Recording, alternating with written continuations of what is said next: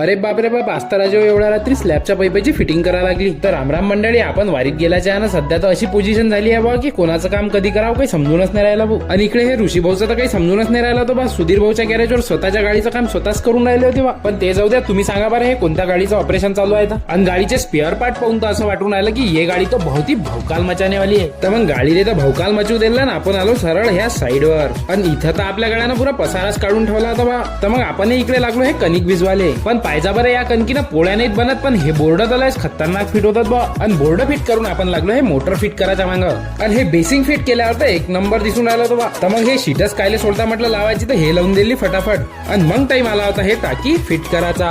तर मग पाळले रपारप शिद्रन दिल्ली फटाफट फिट करून आणि निघालो सारखं घराच्या रस्त्यानं. आणि घरी येऊन जेवण करतोस तर आला नाही का घरमालकाचा फोन, अर्जंट स्लॅब मध्ये पैप टाकायचे आहे म्हणे. तर मग फटाफट एका गळ्याला घेऊन सामान आणलं आणि रपारप इच्छे पैप टाकून ओके काम केलं. तर मग चला आपण भेटू उद्याच्या व्हिडिओ मध्ये. तेव्हापर्यंत या व्हिडिओला ते एक लाईक मारून द्या बा.